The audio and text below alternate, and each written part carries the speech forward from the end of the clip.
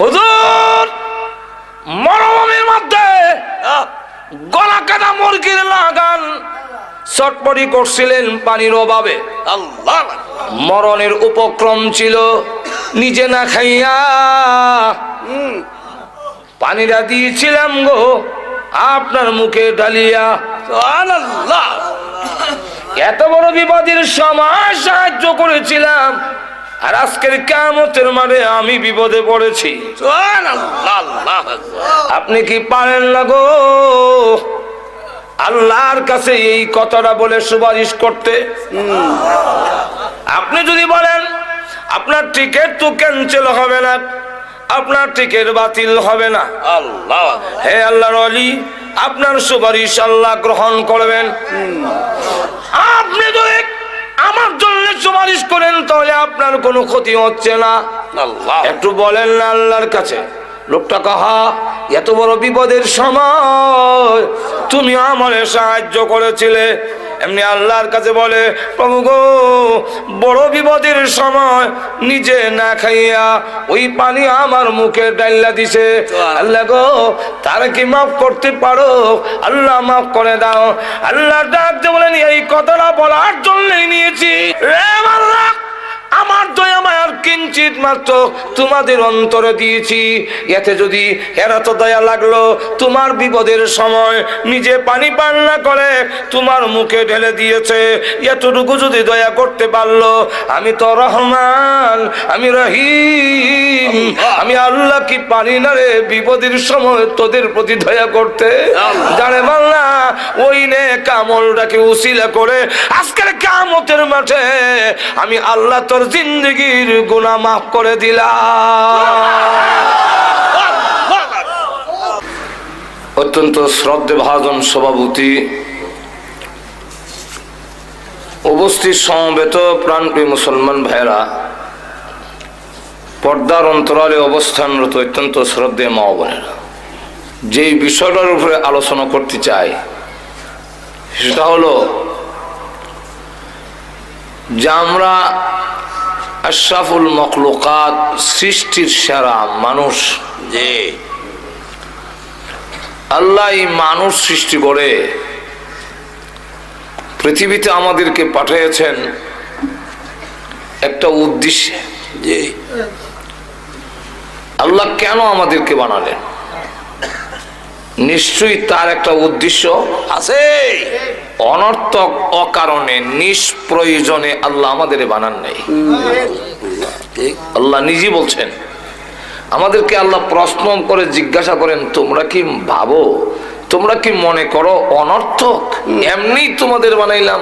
আল্লাহ নিজে বলেন, আফাহাসিবতুম আন্নামা খালাকনাকুম আবাসা, তোমরা কি মনে করো অনর্থক অকারণ নিষ্প্রয়োজন আবাস? অবশ্যই না। তাহলে কেন বানাইলেন? উদ্দেশ্যটা কি? আল্লাহ আরেক আয়াতে পরিষ্কার করে বলে দিয়েছে, ওয়ামা খালাকতুল জিন্না ওয়াল ইনসা ইল্লা লিয়াবুদুন।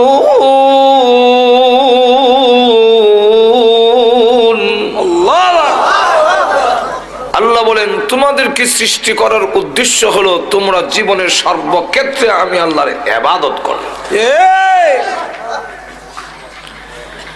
এবং ইবাদত করলে কি করলে না, না নিজের ইচ্ছা মতে জীবন পরিচালনা করলে এর জবাবদিহিতার জন্য আবার কিন্তু আমার কাছে ফিরে আসতে হবে। আসতে হবে না এরকম নয়। আল্লাহ এক আয়াতে বলছেন, ইলাইহি তুরজাউন, তোমরা সকলেই তারই দিকে ফিরে যাবে। কোন কোন আয়াতে বলছেন ইলাইহিন নুশুর, তার কাছে গিয়ে আবার তোমরা জমা হবে। আল্লাহ। আর আরেক আয়াতের শেষে বলছেন, এমনটা মনে করো না যে আসতে হবে না। وأنكم إلينا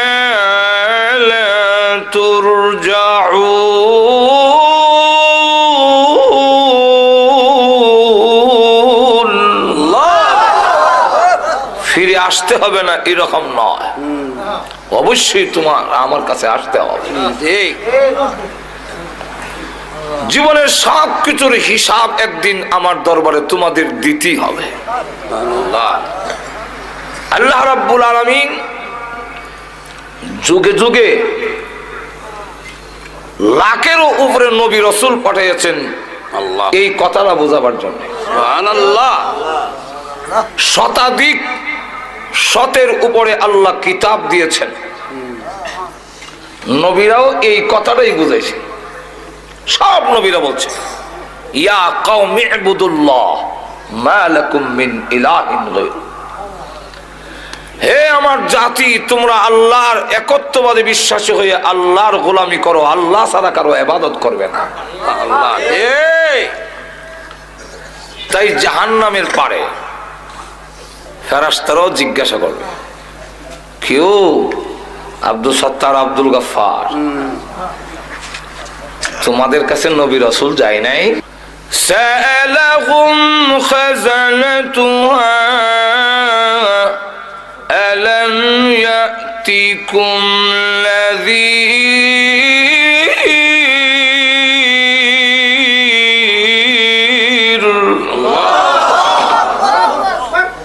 তোমরা যে জাহান্নামের পারে আসলে জীবনে তাফসীর মাহফিল হয়নি তোমাদের? আল্লাহু আকবার। ওয়াজ হয় নাই? এই দুজকের কথা কি শোনো নাই কোনোদিন? আল্লাহ অস্বীকার করতে পারবেন না। তখন বলবে ক্বালু বালা কদ জাআনা নাযীর।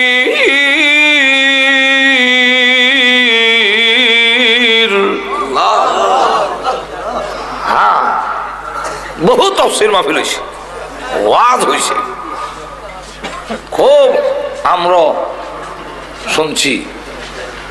তাইলে এখানে আসলে কেন?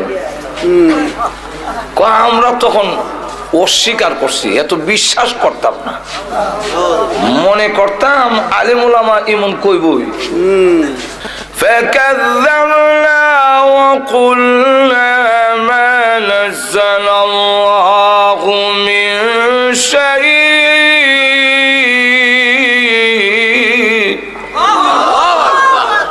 আমরা অস্বীকার করছিলাম। ফাকাযযাবনা, বুঝলেন? নবীরাও যখন কথা বলতেন আমরা কানো আঙ্গুল দিয়ে রাখতাম, যেমন কথা কানো নাই, আর ফাত্তা দিতাম না। وَإِذَا تُتْلَى عَلَيْهِ آيَاتُنَا وَلَّى مُسْتَكْبِرًا كَأَن لَّمْ يَسْمَعْهَا كَأَنَّ فِي أُذُنَيْهِ وَقْرًا فبشره بعذاب أليم।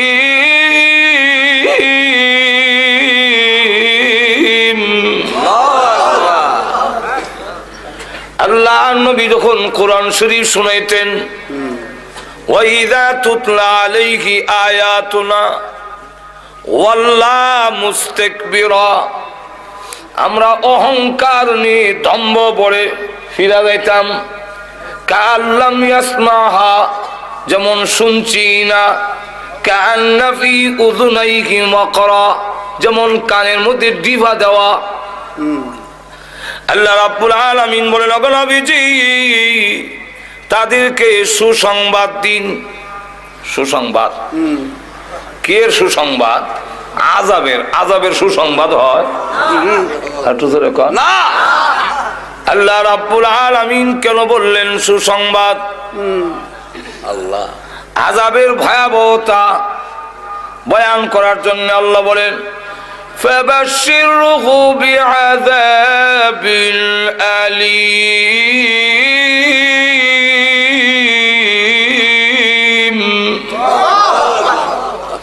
এদেরকে সুসংবাদ দিন, আমার আযাব বড় কঠিন আযাব। ওই দিনকে বলবে মনোযোগ দিয়া যদি শুনতাম, যদি ভালো করে বুঝতাম, বোঝার মতো, তাহলে আজকে জাহান্নামবাসী হইতাম না। قالوا لو كنا نسمع أو نعقل ما كنا في أصحاب السعير।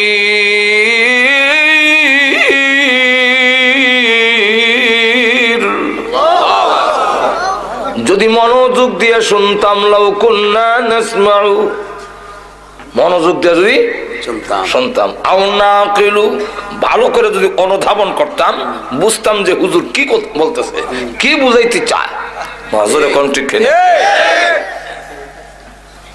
তাহলে হয়তো কি মা কুন্না ফি আসহাবিস সাঈর, আজকে জাহান্নামবাসী হইতাম না। ওই দিন গুরুত্ব দেই নাই, আজকে বুঝছি। এখন আল্লাহ পাঠাও, এখন পাঠাও। ওয়াদা দিলাম আর জীবন ওষুধ খেতাম না, আর ঘুষ খাবো না, আর জিনা করবো না। আল্লাহ পাঠাও। লিখে রে অন্ত চোখ দিয়ে খেলিস। রব্বানা আবসারনা ওয়া সামি'না ফারজি'না না'মাল সালিহান ইন্না মুকিনুন।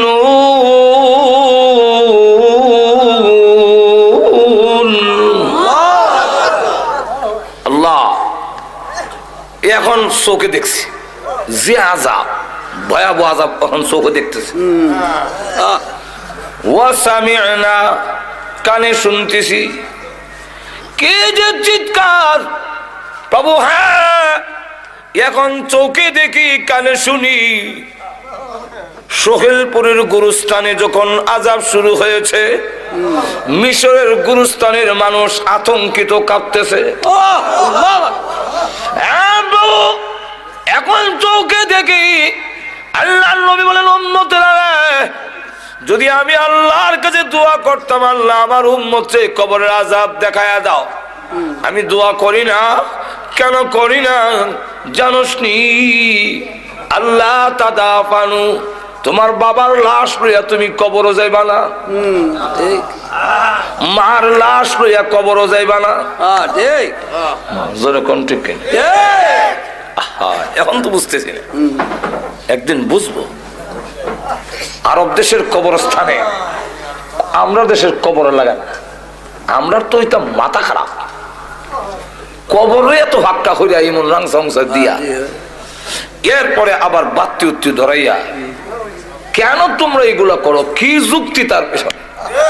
মাজরে কণ্ঠে কেনে আল্লাহর রাসূল জানায়া দিয়েছেন, তুমি যদি একটা সিঙ্গারা খাও, মসজিদে দিলে যে সোয়াব, এর চাইতে বেশি সোয়াব আল্লাহ তোমার আমলনামায় দিত। রাসূলকে জিজ্ঞাসা করেছেন, হুজুর শ্রেষ্ঠ দান কোনটা? কোন দানটা সবচেয়ে বেশি শ্রেষ্ঠ? আল্লাহ রাসূল বলেন, যা তুমি নিজে খাইছো তা। আমি খাইলেও আল্লাহ সোয়াব দেয়। তুই যে মোমবাতি একটা কবর নিয়ে জ্বালায়া শেষ করলে, এটা না মুর্দার লাভ হইল না তোর লাভ হইল? মাজরে কোন ঠিক কিনা? একটা মোমবাতি ধরালে এটার আলো কি কবরের ভিতরে যাবে? এটা যে জ্বললা শেষ হইলো, তোর তো কোনো কামো লাগলো না। জোরে কোন ঠিক নেই? কি লাভ? এর দ্বারা কোনো লাভ নাই। আমাদের দেশে কবর পূজায় ভরে যাচ্ছে, আর এক একটা কবরস্থান মাজার রেসিদা গুনার আড্ডাখানা বানাইছে। ওনারা কি কম জান না? খরমপুর এখানে ডেকে দেখা যায়, সবাইকে আছো নিশাখুর, সব চলো খরমপুর। নিশাখুর রে ডায় গুনার কালে লিপ্ত হয়ে গেছো। যার মদিনা জান্নাতুল বাকির মধ্যে 10,000 সাহাবী শুয়ে আছেন, কোন বাতি নাই, কোন ফাঁকা নাই। কবর ওই চিনা যায় না। খাদিজাতুল কুবরা রাদিয়াল্লাহু আনহার কবর জিয়ারত করে আইছি। আল্লাহ, দেখলাম তো এখানে কোনো উরুসও নাই, কোনো বাতিও নাই। বড় ধরে কোন ঠিক কিনা?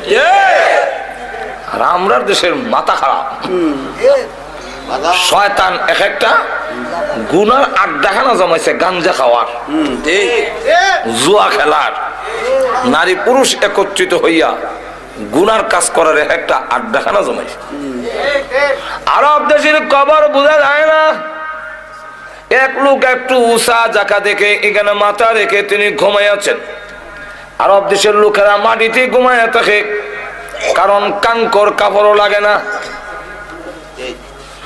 ফতোয়া রাহিমিয়ার মধ্যে লেখেন, যেই মাত্র মাথা রেখে ঘুমাইছে এমনি শুনে কানের নিচে আওয়াজ হয়, রাবতিক তোর মাথা উঠাক, তোর মাথার চাপে আমার কষ্ট হয়, আল্লাহ তুই আমার বুকের উপরে মাথা দিলি কেন?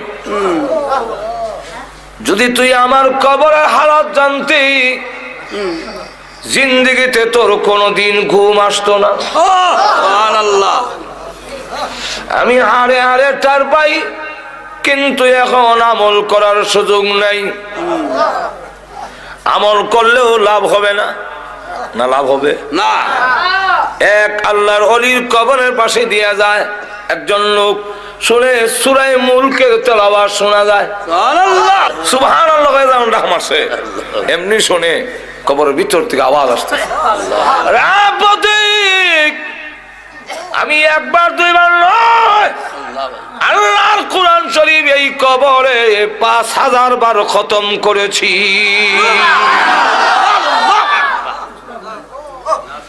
একটা কাজ কর, 5000 বার খতম তোরে দেই, তোর একবার সুবহানাল্লাহ আমারে দিয়ে দে। আল্লাহ কারণ জানোস নি কিয়ামত পর্যন্ত কোরআন শরীফ পড়লেও তোর একবার সুবহানাল্লাহর সমান সওয়াব আমার হবে না। সুবহানাল্লাহ কবর, হায় আফসোস, আমি কবরে এসেছি, এখন আমি হারে হারে টার পাই, কিন্তু আমল করার সুযোগ নাই। তোমাদের আমল করার সুযোগ আছে, কিন্তু গাফেল হইয়া তোমরা বসে আছো। যেরকম ঠিক কিনা? কবরের আযাব যদি দেখতে, নবী বলেন আমি দেখি। সাহাবীরা নবীর কথায় এই জন্যে, তারা তো অনেক নবীর দৃশ্য ডাইরেক্ট দেখেছেন, এজন্য খাদিজাতুল কুবরা রাদিয়াল্লাহু আনহা কাঁদলেন।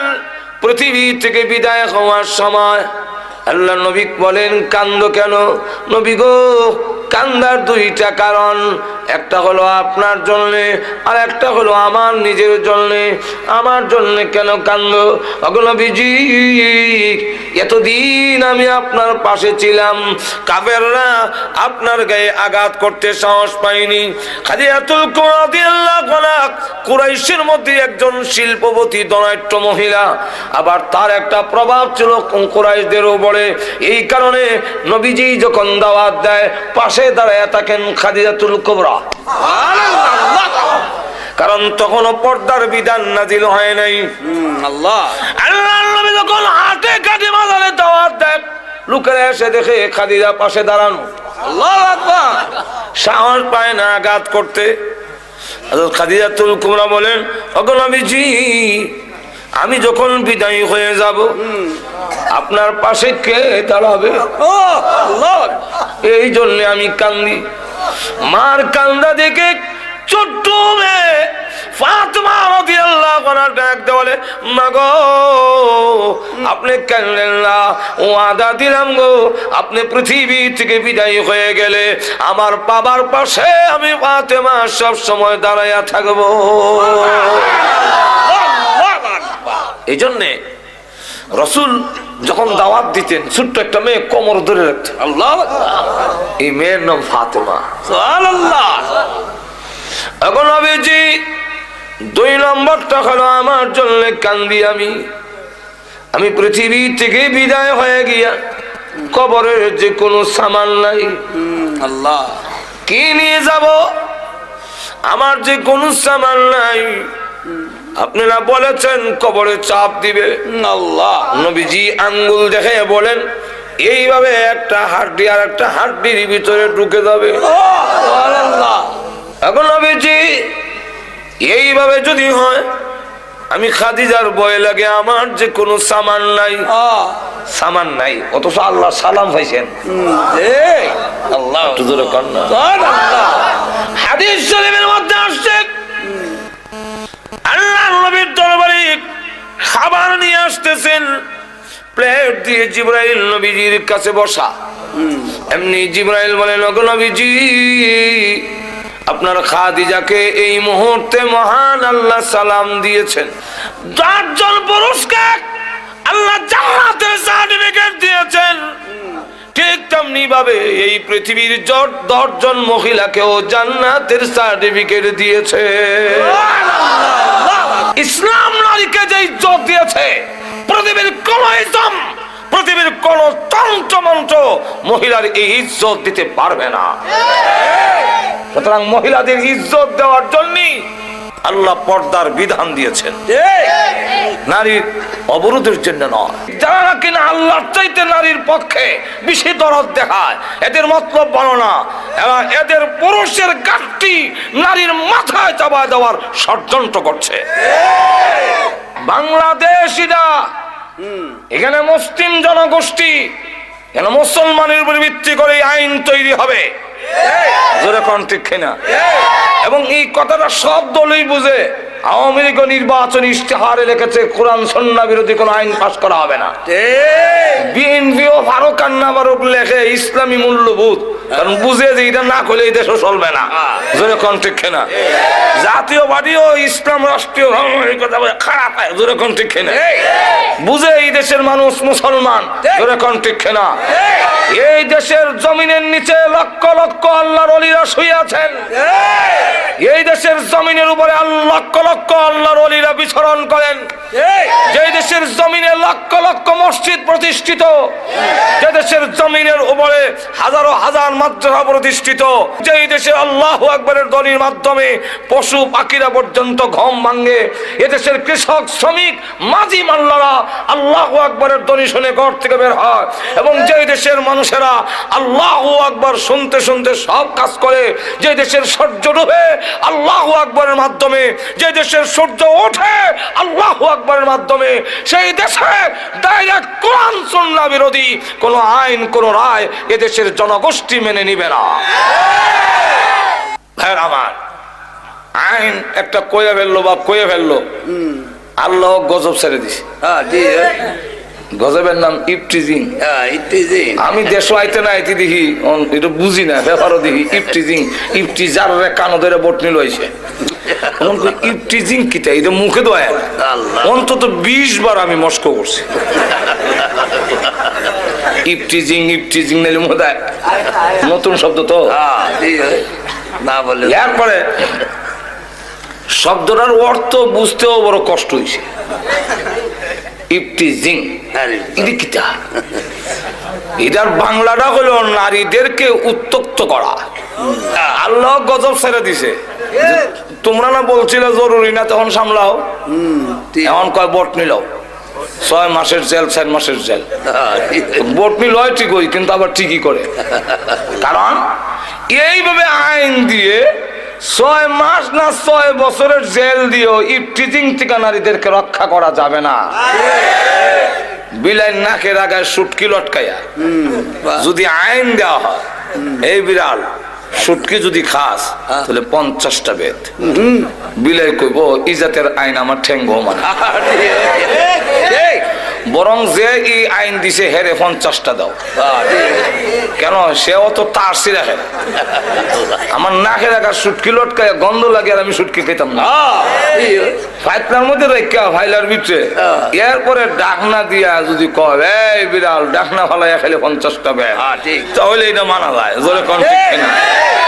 ঠিক তেমনি ভাবে তরুণী এবং যুবতীরা স্নো পাউডার আলতা আল খাতরা লাগাইয়া, উঁচা জুতা বিন্দা, টাইট ফিট পোশাক পরে, চুলের মধ্যে শ্যাম্পু দিয়া এমন লালাইয়া যুবকদের এবং তরুণদের নাকের ডগার সামনে দিয়ে আইবো আর যাইবো, আর আপনারা বলবেন ইফটিজিং করো না। এদেশের যুবকরা ঠেঙ্গো এই জাতের আইন মানবে না।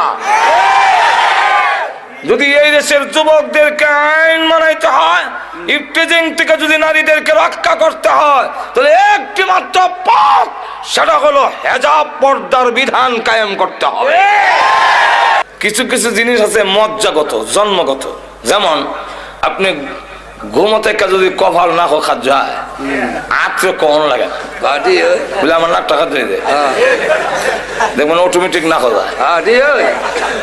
আমার মুখের মধ্যে তেঁতুল দিয়া যদি আপনাদের সামনে জিব্বা নাড়ায়, আপনাদের জিব্বার মধ্যে অটোমেটিক পানি উঠবে, নিয়ত করা লাগবে না।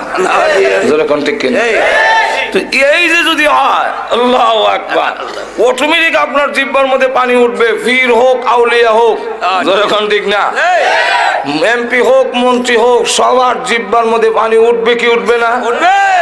যদি কেউ কয় আমার উঠে না, এটার দুইটা অর্থ। একটা অর্থ হইলো হে লম্পট, উঠে স্বীকার করে না, বাটফার। আর আরেকটা হইলো যে হের জিব্বার দোষ আছে। ঠিক তেমনি হবে নারী দেখলে পুরুষের হাত যাবেই, এটা জন্মগত। আর তো জোরে কন্যা আদম আলাইহিস ইসলামের বুকের বাঁকা হাড়টির থেকে হাওয়া আলাইহিস ইসলামকে যখন সৃষ্টি করলেন, উনি ঘুমাচ্ছিলেন, ঘুম থেকে উঠতে দেখে একজন মহিলার কাছে বসা, তখন দেখা যায় হাত অটোমেটিক যায়। আল্লাহ বলেন হাত সামলাও, হাত সামলাও, বিয়া করাই দিল। শেষে আল্লাহ নিজে খুতবা পড়ে মোহরের দেওয়ার মাধ্যমে আল্লাহ নিজে দুজনের মধ্যে বিয়ে করাই দিল। তাহলে বোঝা গেল আদম আলাইহিস ইসলামের যদি যায়, আদম সন্তানেরও যাবে। কি বলেন ঠিক না? সুতরাং এই নারীদেরকে যদি পুরুষের দরার থেকে রক্ষা করতে হয়, তাহলে পর্দা লাগবে, হেজাব লাগবে, পার্টিশন লাগবে। আর না হয় রক্ষা করা যাবে না। অপরদিকে যারা পর্দার বিধান উঠাই দিতে চায়, এদের উদ্দেশ্য হইল আমাদের সমাজ থেকে বিয়ার প্রথাটা উঠে নিত। তখন আর বিয়া থাকতো না, খালি খালি ফ্রেন্ডশিপ থাকবো। ফ্রেন্ডশিপ, গার্লফ্রেন্ড বয়ফ্রেন্ড, আঙ্গুল ধরে ধরে আড়াআড়ি, আর কিছু। ইউরোপ বানাইতে চায়। আমি আমেরিকার একটা স্টেট আছে, এটার নাম হলো মিশিগান। এটা হইলো আমেরিকার এক বর্ডার, তার পাশের রাষ্ট্র হইলো কানাডা, মাঝখানে একটা নদী। তো নদীর পরে হাঁটতে গেলাম আমরা কয়েকজন। তো আমরা তো হাঁটতেছি, তসবি পড়তেছি, সুবহানাল্লাহ সুবহানাল্লাহ, ডাইনিমামে চাই না, চাই তুই হোক। ইয়ার ঘরত দু তিনজন ওই ব্রেঞ্চের মধ্যে বসা, আমাদের কাছে দৌড় দেখিয়া জিগায়, তোমরা যে এইভাবে একা একা ঘুরতেছো, তোমাদের কি গার্লফ্রেন্ড নাই? গার্লফ্রেন্ড আমরা বুঝিনি। হ্যাঁ, মহিলা মহিলা বন্ধু নাই।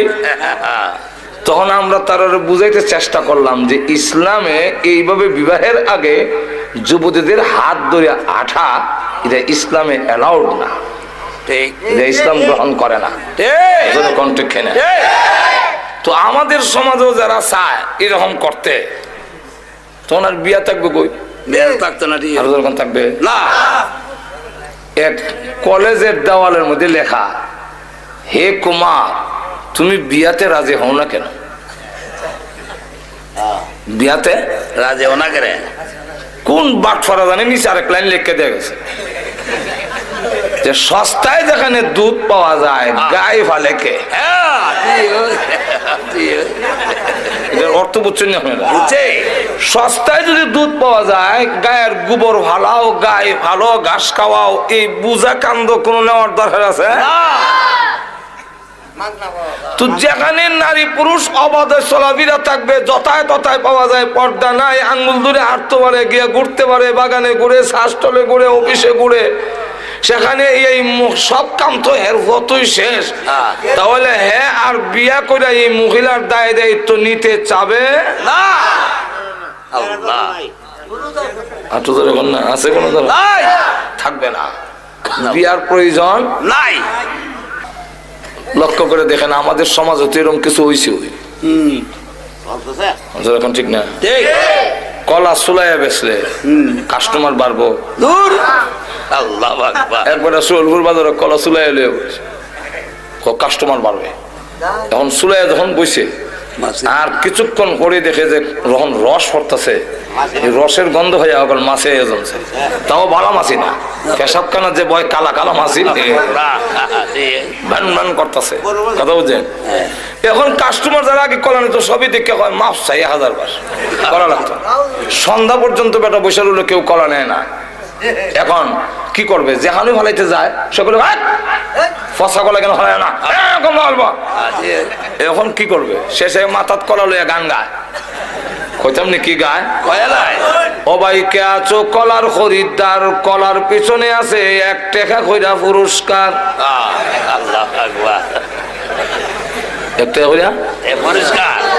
দুই যুবক ব্রিজে বইয়া কয় এমন আশ্চর্য কলাওয়ালা তো দেখছি, কলার পিছে মিলে 1 টাকা করে পুরস্কার।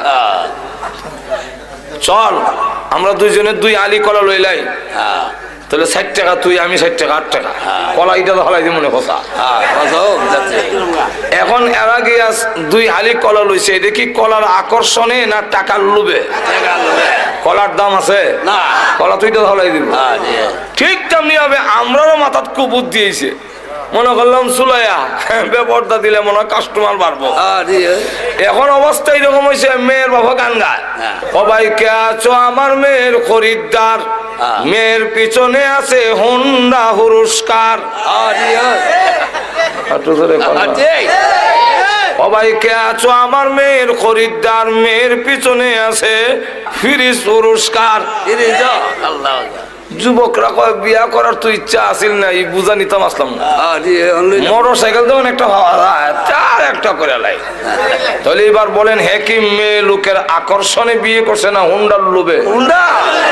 এর কাছে হুন্ডার দাম আছে, বউর দাম নাই। যেরকম ঠিক কিনা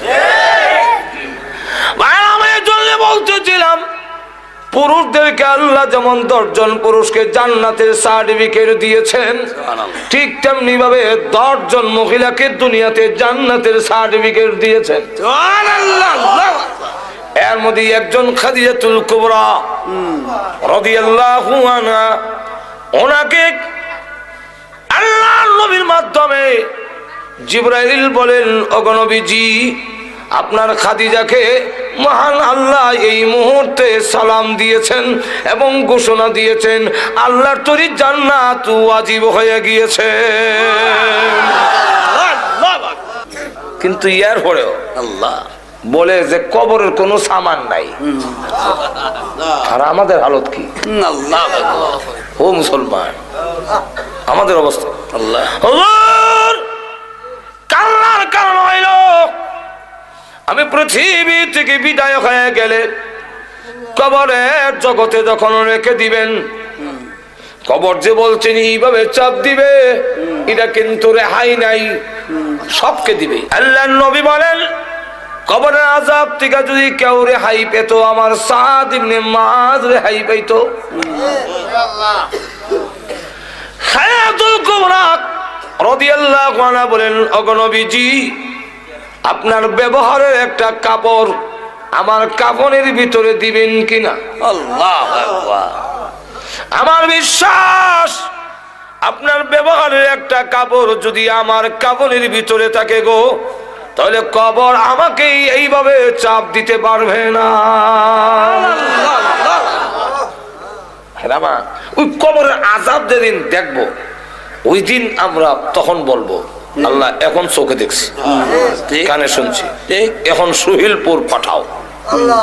ওই ভাড়াই তো চলবো, সোলপুর যে ভাড়াই তো এটা কোরআন আসেনি, কোরআনের ডাইরেক্ট আয়াত নাই, কিন্তু অর্থের ভিতরে সুহিলপুর আছে। ঠিক কোরআন ফারজিনা, যেখান থেকে আসছি সেখানে পাঠাও। বেটা যদি সোলপুর থেকে গিয়া থাকে গাঠুরার কথা কইতো না,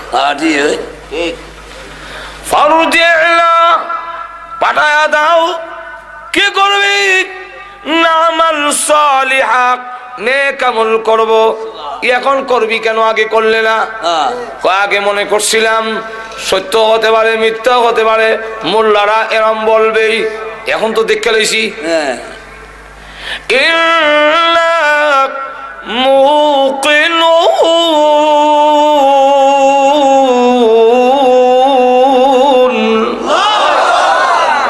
এখন দৃঢ় বিশ্বাসী হইছি যেরকম ঠিক কিনা? তাই আল্লাহ রাব্বুল আলামিন এই পৃথিবীতে আমাদেরকে পাঠাচ্ছেন তার গোলামি করার জন্য, আবার আল্লাহর দরবারে আমাদের ফিরে যেতেই। একটু জোরে কন না, মনে আছে তো আপনারা? আরো জোরে কন আছে। আল্লাহ রাব্বুল আলামিন তাই বলেন, ও মানুষ, তোমাদেরকে আমি আল্লাহ বানাইলাম ইবাদতের জন্য, আর তামাম পৃথিবী যা আছে সবগুলো তোমাদের জন্য আমি আল্লাহ বানাইছি।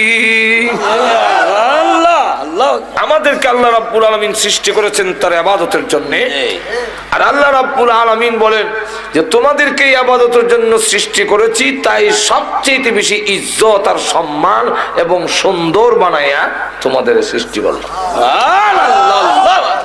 লক্ষ্য করে দেখেন, আল্লাহ বলেন এমন সুন্দর তেলনা অন্ধকারের ভিতরে, তোমার মার পেটের ভিতরে 3টা অন্ধকার, এখানে আমি আল্লাহ তোমারে বানাইছি। তোমরা যদি অন্ধকারের মধ্যে কোন জিনিস বানাও সুন্দর হবে না। চোখ যেখানে লাগাইবার কথা অন্ধকারের মধ্যে আতাইয়া, পরে দেখা যায় ফিসেদা লাগাই দিলে।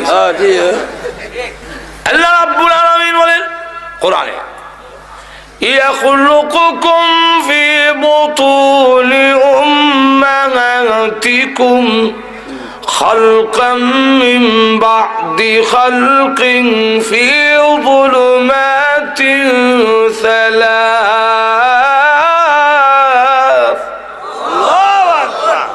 আল্লাহ বলেন তোমার মার পেটের ভিতরে পর্যায়ক্রমে 3টা অন্ধকারের ভিতরে তোমার সৃষ্টি করছে।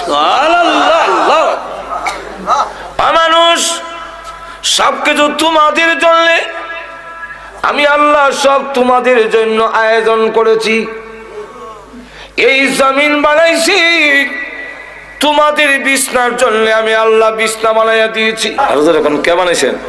আল্লাহ। আরো জোরে কোন আল্লাহ। বৈশা রয়েছেন যে আল্লাহ বলেন জমিনকে অনুগত করে দিয়েছি তোমাদের জন্য, আর আমি আল্লাহ জমিনকে জানাই দিছি কোন শব্দ করবা না।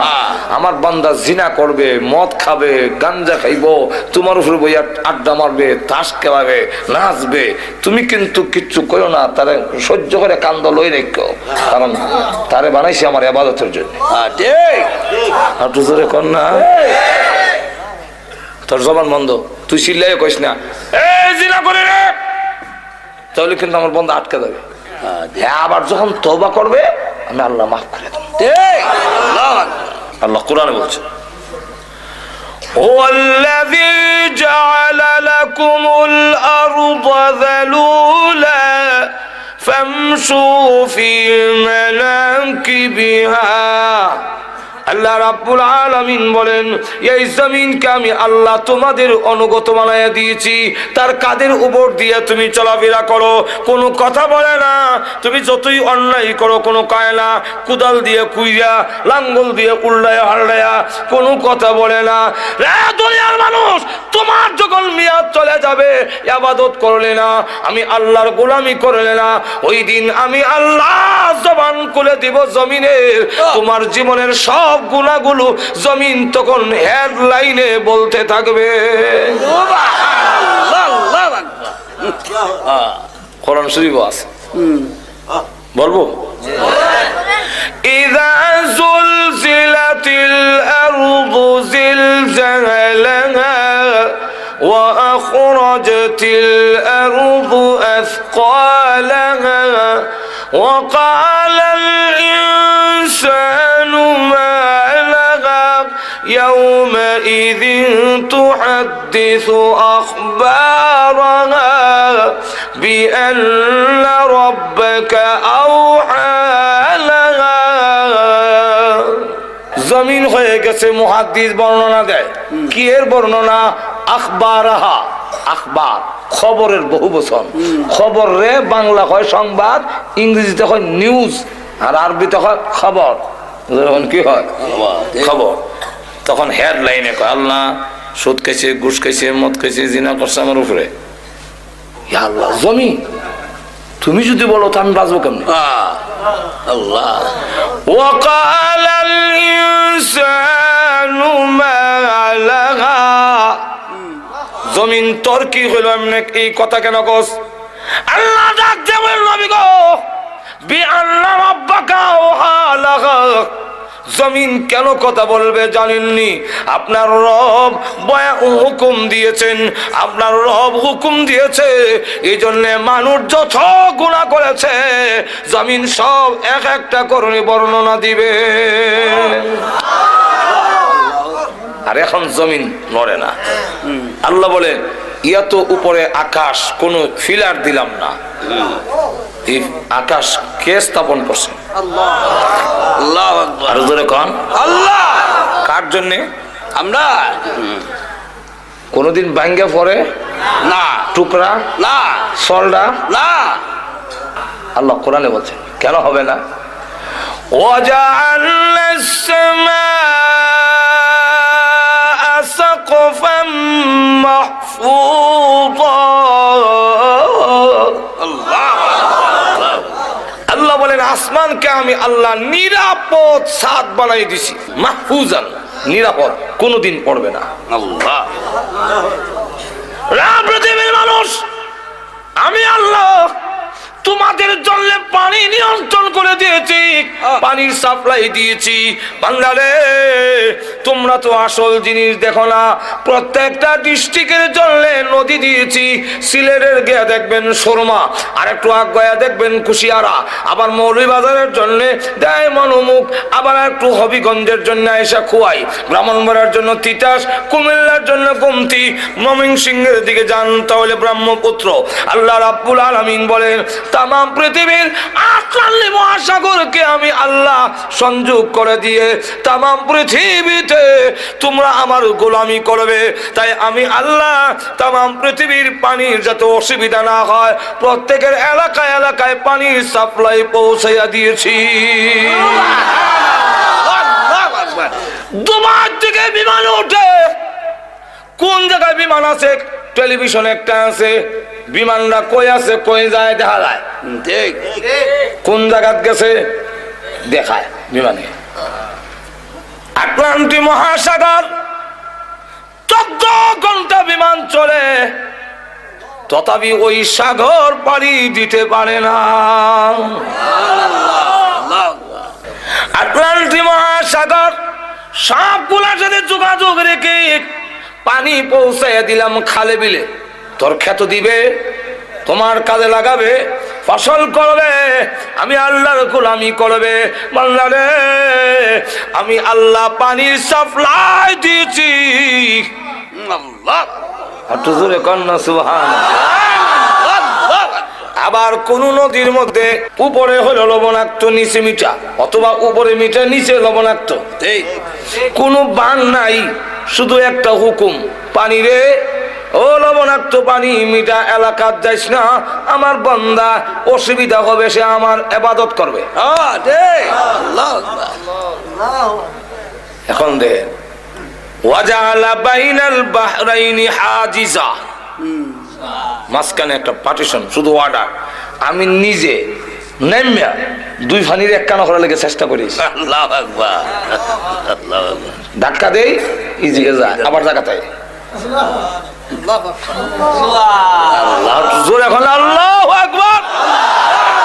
ও মানুষ নিমক হারাম, এরপরে যদি অবাধ্য হও, এরপরে যদি আমার গোলামি না করো, এরপরে যদি গান বাজনায় লিপ্ত হও, এরপরে সৎ কাজে লিপ্ত হও, কঠোর শাস্তির ব্যবস্থা আছে। আল্লাহ। এখন লক্ষ্য করে দেখেন, মিঠা পানি লবণাক্ত পানি, মিঠা পানি রাখছেন আমরা খাইবার লেগে, আর লবণাক্ত পানি কেন? তাফসীর কিতাবে লেখেন লবণাক্ত পানির কারণ হইল ওই যে কুত্তা বিলাই গরু ছাগল মরে, লাশ মানুষ পচা গুল্লা যায়, নদীটা ভাসায় নেয়, নিয়ে লবণাক্ত পানির মধ্যে ঢুকাইয়া তার প্রয়োজনটাকে নষ্ট করে দেয়, যাতে আবহাওয়া দূষিত না হয়। নাহলে আবহাওয়া সাপের বিষ, ফনলার বিষ, কুত্তার বিষ, তখন বিষ, আবহাওয়া বিষাক্ত হইয়া তোর না খেতে যাইব, গিয়া সব পাশ নষ্ট হয়ে যাবে। তোদের সবগুলো ঠিক রাখার জন্য তুই না আমার গোলামি করবি, তুই না আমার সাজদা দিবি। ও নিমক খারাপ মন্দা মাজরে কোন ঠিক কিনা, তুই যে আমার সাজদা দিবি আমি তোর সব আয়োজন করে রাখছি।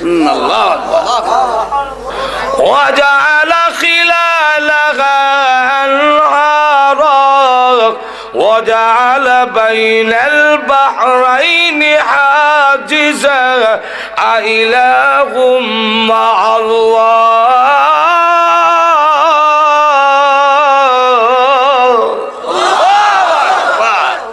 আমি ছাড়া কি আরো মাবুদ আছে? এই কাজে শরীক আছে? তুই কোন যুক্তিতে খরমপুর গিয়া বাবাটা হস? খাজা বাবার দরবারে গেছিল্লার শরম করে না তোর? আল্লাহ বলেন কে তোরে সরাইলো এই দয়ালু আল্লাহর কাছ থেকে? একটু জোরে কর না। আল্লাহ নিজে বলছে ইয়া আইয়ুহাল ইনসানু মা গাররাকা বিরাব্বিকাল কারীম।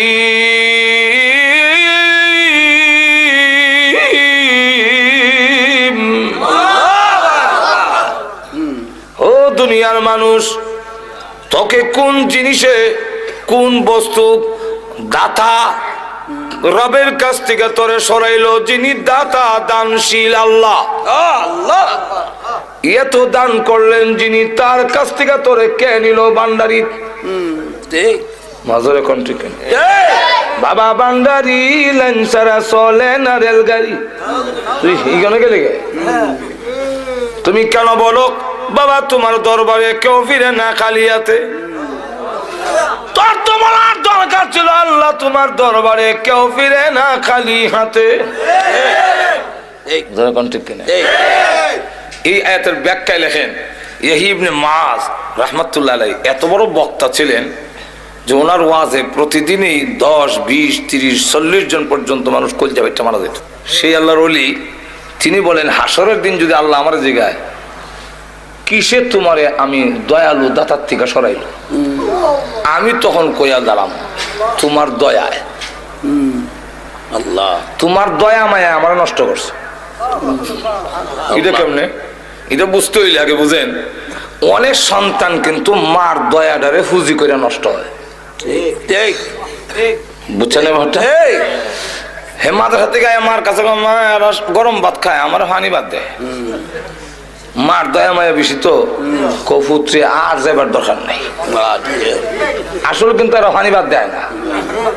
এই কথাটা কোয়ার উদ্দেশ্য হইল এ নষ্ট হইতো। জোরে কন্ট্রিক কিনা মার দয়া মায়াটারে বুঝি কইরা অনেক সন্তান নষ্ট হয়। এই এমনি মাছ বুঝাইতে চাচ্ছেন আল্লাহ তুমি তো রহমান দয়া করছো আমারে, আর আমি দয়াটা বুঝতে না হইলে নষ্ট হয়েছি। কিভাবে? রমজান মাসে দিনের বেলা ডালের বেলা নিয়ে মুখ দেয়, এই সময় যদি ঠাস করে তুললে ফেরেশতা সর মারতো, আর জাগা পেশাব পায়খানা করে জিন্দিগিতে আর কোনদিন ডালের বড়া খাইতো না কেউ। কিন্তু আল্লাহ করছেন দয়া, হ্যাঁ কি তো হইছে?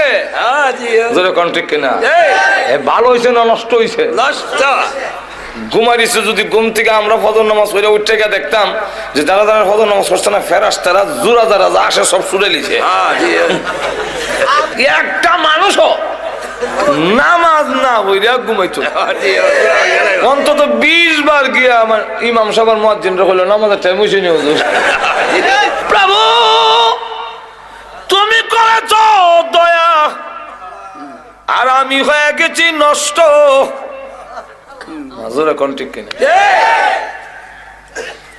মা যখন ছোট সময় দুষ্টামি করতাম তো আব্বার কাছে বিচার গেলে আব্বা কইতো হয়তো হে থাকবে আর না আমি থাকবো।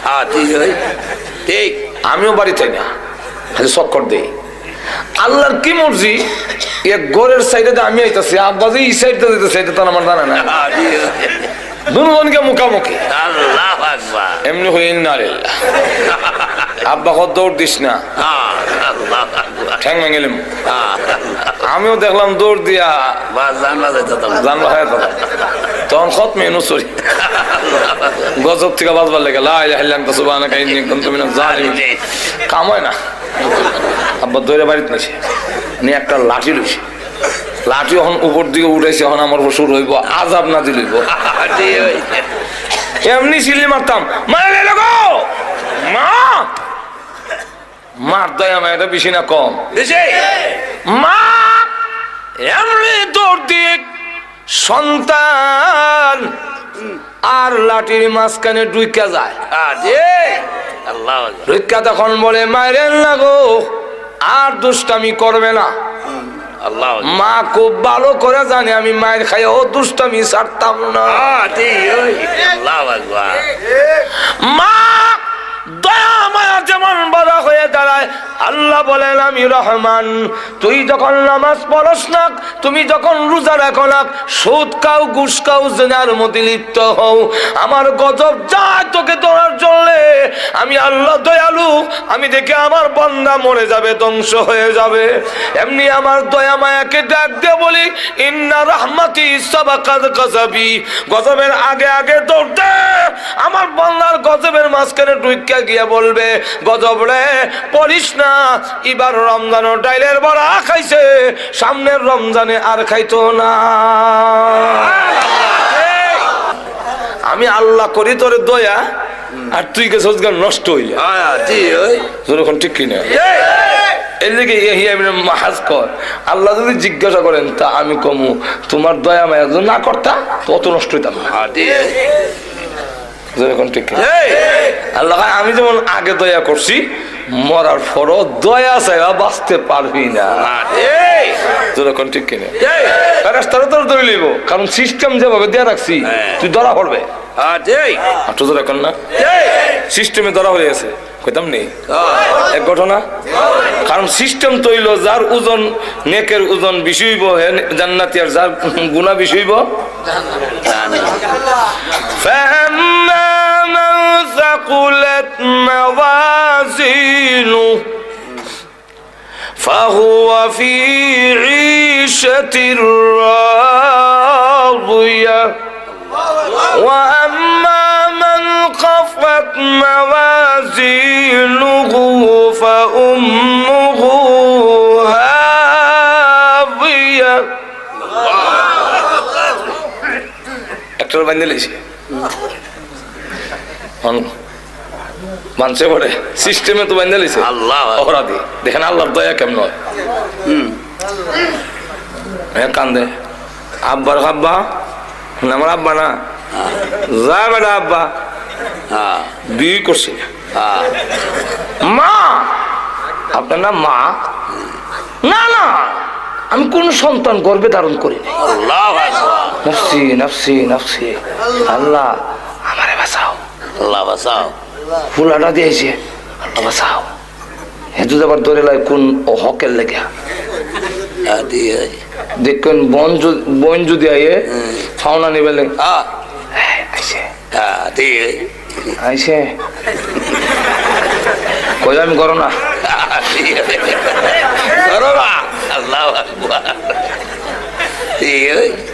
ভাই যদি কয় বলে ফুলারা পাঠাইতে আসতাম সৌদি আরব, 3 লাখ 2.5 লাখ টাকা লাগে, বাইরে কইছে তুমি 1 লাখ টাকা দাও, দিত না। এর লেগে ভাই আইলে এই সময় বেশি, এই সময় আর হাসরের মাঠ।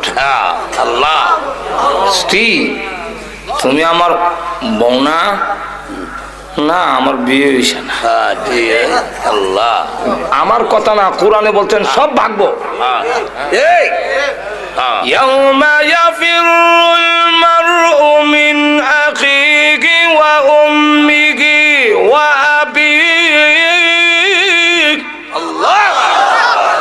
وصاحبته وبنيه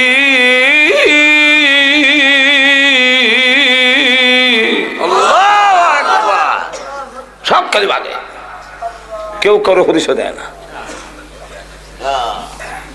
আপনি আমার বিয়াই না মৌলানা সাহেব?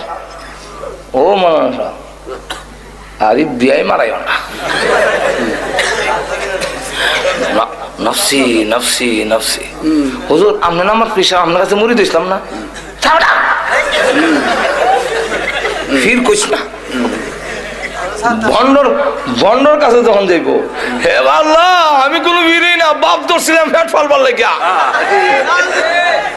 فلا أنساب بينهم يومئذ يتساءلون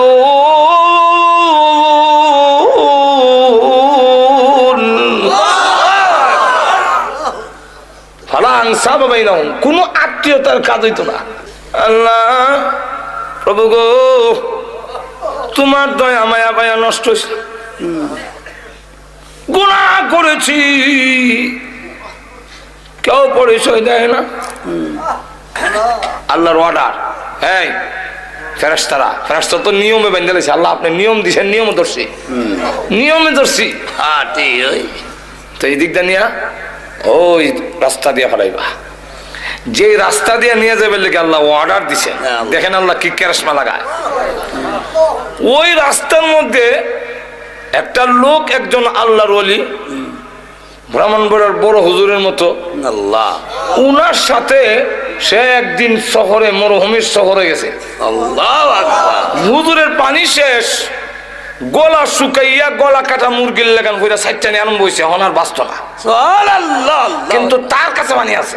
আল্লাহু আকবার। সে কয় এখন যদি পানি উনারে দেলাই তো সামনে তো আমারও বিপদ হওয়ার সম্ভাবনা আছে আছে। আবার কয় একজন আল্লাহওয়ালা লোক, বড় হুজুরের মতো ওলি লোক মারা যাইব, আল্লাহ তোমার উপরে ভরসা, আল্লাহু আকবার। তুমি আমার ফিফাসা লাগাইও না, দেলাই তোমারই বান্দারে মায়া সুবহানাল্লাহ। আল্লাহু আকবার। দিলাইছে হুজুর। আল্লাহ, হুজুর পানি পান করিয়া, হাদিস শরীফের ঘটনা, পানি পান করে যখন সুস্থ হইয়া দুজন মরুভূমি পার হইয়া এসে পড়ছে, আর কোনো অসুবিধা হয়েছে না। সুবহানাল্লাহ। ওই লোকটাকে আল্লাহ টিকিট দিয়েছেন বেহেশতের, সুবহানাল্লাহ। দিয়া বলছেন ওই অলিকে যে তুমি লাইনে দাঁড়াও, কারণ বেহেশতে যাওয়ার সিস্টেম হইলো লাইনে যাইতে। সুবহানাল্লাহ। বড় হুজুর ফখরে বাঙ্গাল আল্লাহওয়ালাদের দল না হইয়া জান্নাতে যেতে পারবেন না। আপনি একা একা পণ্ডিত হইলে কাজ হইতো না। জান্নাতে যাওয়ার সিস্টেম আল্লাহওয়ালা হয়ে যেত। ঠিক আমার কথা না, আল্লাহ কোরআনে বলছেন। বলবো আয়াত, ফাদখুলি ফি ইবাদি ওয়াদখুলি জান্নাতি।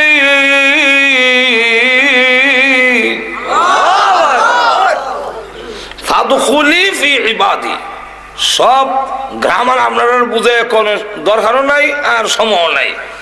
ফাদখুলি ফি ইবাদি, আমার প্রিয় বান্দাদের ভিতরে, ভিতরে ঢুকো। ওয়াদখুলি ফি জান্নাতি, ফি নাই কেন, এখানে ফি নাই। ওয়াদখুলি ফি জান্নাতি, এভাবে না, ফাদখুলি ফি ইবাদি ওয়াদখুলি জান্নাতি। জান্নাতি কইবার সময় ফি লাগাইছে না। সুবহানাল্লাহ। আল্লাহু আকবার। তাহলে জান্নাতে যাওয়ার আগে আল্লাহওয়ালাদের দলে ঢুকতে হবে, আর ঢুকতেই তুমি জান্নাতে যেতে হবে। সুবহানাল্লাহ। টিকিট লয়ে গেছে আল্লাহ। আর আল্লাহর বিধান হলো যারে টিকিট দিলেইব আর টিকিট ক্যান্সেল করবেন না। টিকিট ফাইলে তেল লেখাম শাসন। সুবহানাল্লাহ। আল্লাহু আকবার। ঠিক জান্নাতি যা কইব আল্লাহ, ওই লোকটা যে দাঁড়ানো হানি খিলাইছিল যে, আল্লাহ তার সাথে দেখা করাবেন লেগে বাড়াইছে, ওই দিকটা নাই, ঘুরাই নিছে। ইয়া হান্নানু ইয়া মান্নান বান্দালাইছে, ইয়া হান্নানু ইয়া মান্নান, জাহান্নামে যাই গো আল্লাহ, তুমি না রহমান, তোমার দয়া মায়া ছাড়া বাঁচবার উপায় নাই। কোন সময় ভানি খেলেছিল, অত বড় বিপদের সময় তো মন তাহার কথা। আল্লাহ তার মেমোরির মধ্যে আইনা দিছে ইবাদার চেহারা। চেহারাটা দেখা যায় আর কয় চিনি চিনি লাগে। আল্লাহ চিনি যেমন ও ফানি যে কিনেছিলাম বেস্টের টিকিট লইয়া খারা হাইজি হুজুর মরুভূমির মধ্যে গলা কাটা মুরগির লাগান চটপটি করছিলেন পানির অভাবে। আল্লাহ মরণের উপক্রম ছিল, নিজে না খাইয়া পানিটা দিয়েছিলাম গো আপনার মুখে ঢালিয়া। আল্লাহ এত বড় বিপদের সময় সাহায্য করেছিলাম, আর আজকের কিয়ামতের মাঠে আমি বিপদে পড়েছি। আপনি কি পারেন না গো আল্লাহর কাছে এই কথাটা বলে সুপারিশ করতে? আপনি যদি বলেন আপনার টিকিট তো ক্যান্সেল হবে না, আপনার টিকিট বাতিল হবে না। আল্লাহ হে আল্লাহর ওলি, আপনার সুপারিশ আল্লাহ গ্রহণ করবেন। আপনি যদি আমার জন্য সুপারিশ করেন তাহলে আপনার কোনো ক্ষতি হচ্ছে না। আল্লাহ একটু বলেন না আল্লাহর কাছে। লোকটা কাহা এত বড় বিপদের সময় তুমি আমারে সাহায্য করেছিলে। এমনি আল্লাহর কাছে বলে, প্রভু গো, বড় বিপদের সময় নিজে না খাইয়া ওই পানি আমার মুখে ডাইলা দিছে। আল্লাহ গো, তারা কি মাফ করতে পারো? আল্লাহ মাফ করে দাও। আল্লাহ ডাকতে বলেন, এই কথাটা বলার জন্যই নিয়েছি রে আল্লাহ, আমার দয়া মায়ার কিঞ্চিত মাত্র তোমাদের অন্তরে দিয়েছি। এতে যদি এরা তো দয়া লাগলো, তোমার বিপদের সময় নিজে পানি পান না করে তোমার মুখে ঢেলে দিয়েছে, এতটুকু যদি দয়া করতে পারলো, আমি তো রহমান, আমি রহিম, আমি আল্লাহ কি পারি না রে বিপদের সময় তোদের প্রতি দয়া করতে? জানে বাংলা, ওই নে কামলটাকে উসিলা করে আজকের কিয়ামতের মাঠে আমি আল্লাহ তোর জিন্দগির গুনাহ মাফ করে দিলাম। আল্লাহর দয়া মায়া ছাড়া বাঁচার কোনো উপায় নাই। আল্লাহ দুনিয়া তো আল্লাহ করছে দয়া, আর আমরা গেছি বিগড়াইয়া। দয়া করছিল পথে আইতাম, উল্টে গেছি। কোন ঠিক না? এখন আসুন পানির কথা দিয়ে বলতেছিলাম, মনে আছে না আপনারা? লবণাক্ত পানি আর মিঠা পানি।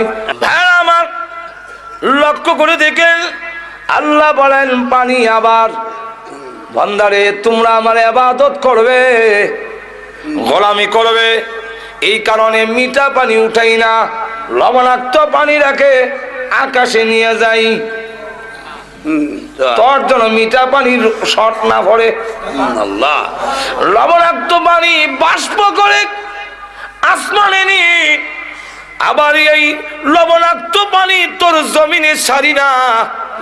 আল্লাহ সূরা ওয়াকিয়ার মধ্যে আল্লাহ বলেন, যদি লবণাক্ত পানি ছেড়ে দিতাম তোমার ধান গাছের শুধু ডাডা দাঁড়ায়া থাকতো, ধান থাকবে না, ধান থাকবে না, শরীর থাকবে না, তোমার ফসল জলে ছাইখায় হয়ে যাবে লবণাক্ত পানির কারণে। আমি আল্লাহ আকাশে নিয়ে রিপেয়ারিং করে মিঠা পানিটা আসমানে নিয়ে যাই, ময়লাটা দিয়ে মেঘমালা বানাইয়া এই মেঘমালাকে ছিদ্র করি, ঝর্ণার মতো ছিদ্র করে তার উপরে মিকাইলকে বসাই, মিকাইলের হাতে চাবুক দেই, নূরের একটা লাঠি দেই, দিয়া বলি এটা চালাইয়া সুইলপুরের মাঠে নিয়ে যাও। মাঠে নিয়ে যায়, চাবুক মারে, নূরের লাঠি যখন ঘুরায়, এটাই হলো দিনের জিলকি। আমি আল্লাহ এর মাধ্যমে তোর জমিনে সার নাজিল করি।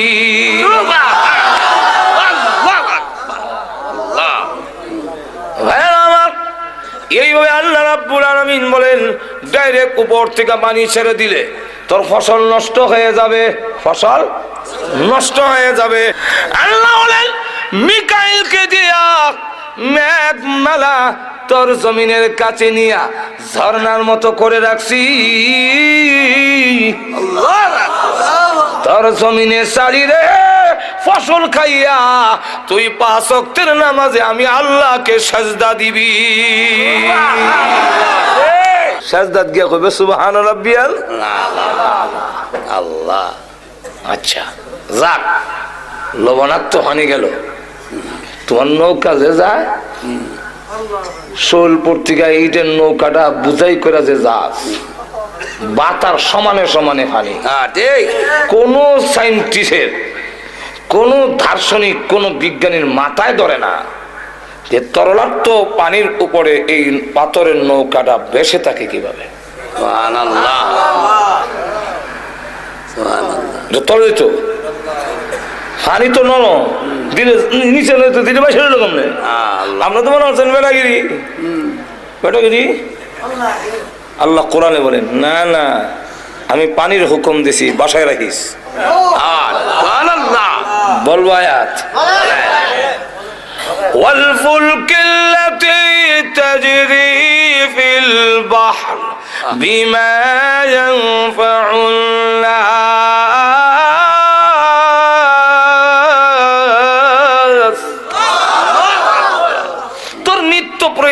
জিনিসগুলো পানির উপর দিয়ে ফুলক মানে কিস্তি, নৌকা, লঞ্চ, জাহাজ, আল্লাহ বলেন তাজরিফিল বাহর মানে নদী, সাগর, আল্লাহ বলেন এর উপর দিয়ে আমি চালাই বিমা ইয়ানফাউন নাস, তোর নিত্য প্রয়োজনীয় জিনিসগুলো পৌঁছাবার জন্য পানিকে আমি নোটিশ দিয়ে রাখছি। আল্লাহ, আমি যদি ডুবাইয়া দেই তোমার আমেরিকা চাচা রক্ষা করতে পারবে। বলবো আয়াত আল্লাহ বলে وَإِنْ نَشَأْ نُغْرِقْهُمْ فَلَا صَرِيخَ لَهُمْ وَلَا هُمْ يُنْقِذُونَ।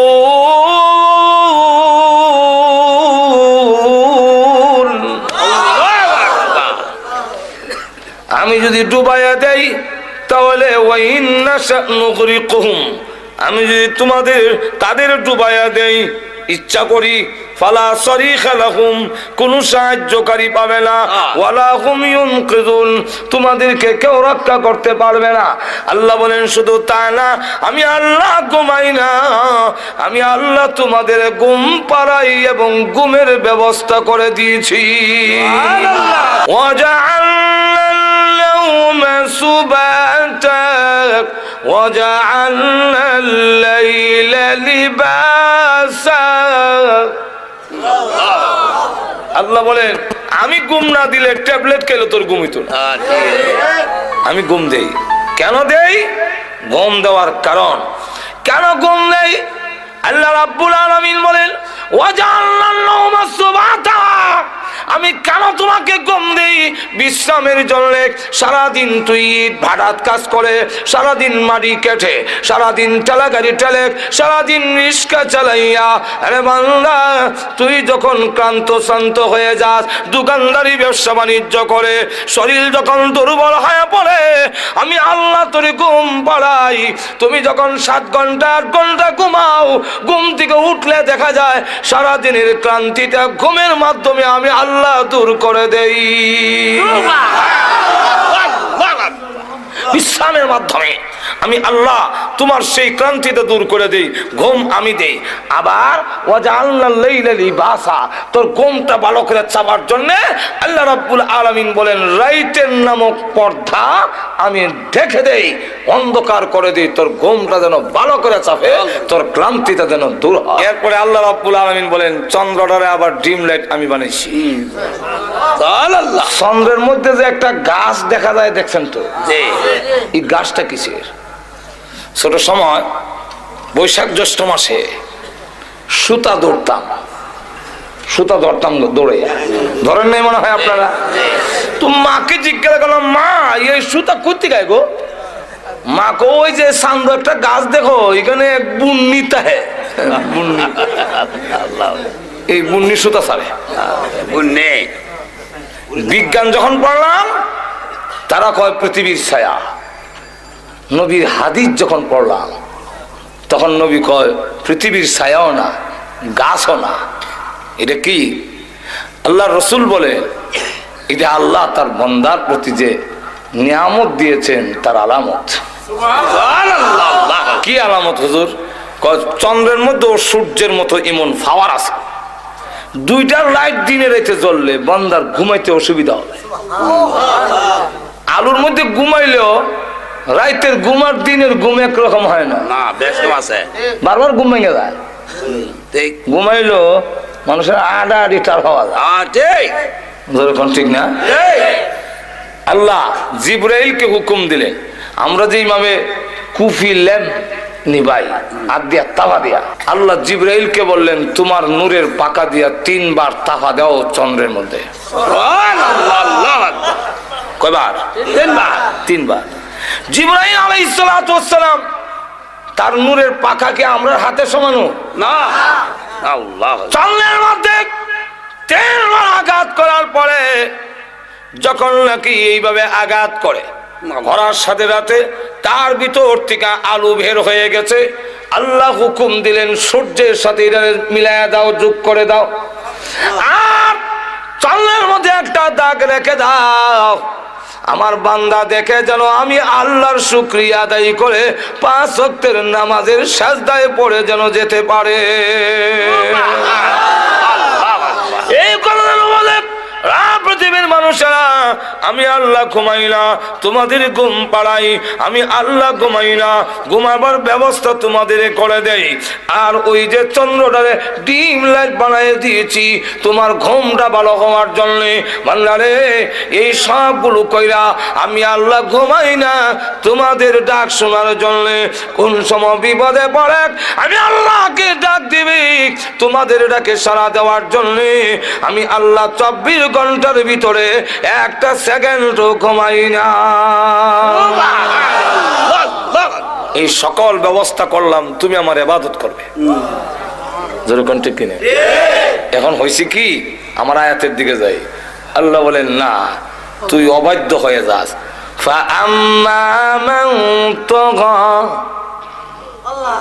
যারা অবাধ্য হয়ে যায়, সার্কাস অবাধ্য, وآثر الحياة الدنيا وآثر الحياة الدنيا এত কিছু নিয়ামত দেওয়ার পরও যে আমার অবাধ্য হয়ে যায়, সীমা লঙ্ঘনকারী হয়, আর দুনিয়ার জীবনটাকেই অগ্রাধিকার দেয়। فإن الجحيم هي المأوى, তার ঠিকানা হবে জাহান্নাম। যখন কোন জায়গায়, কোন জায়গায়? এখন আপনারাই বলেন, এতগুলো নিয়ামত দেওয়ার পরে, এত ব্যবস্থা করার পরেও যদি তার অবাধ্য হয়, তার কথা না মানে, তার গোলামি না করে, তার ঠিকানা জাহান্নামে হওয়া উচিত কিনা? আর একটু জোরে কও।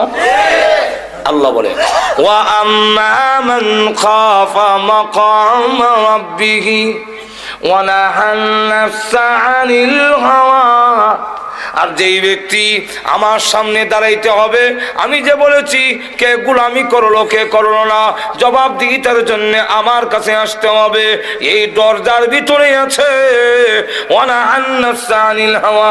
তার চাহিদা, কুপ্রবৃত্তি, যে চাহিদাটা, ওইটাকে যদি বিরত রাখে, আমি আল্লাহর সামনে দাঁড়ায় জবাবদিহি করতে হবে।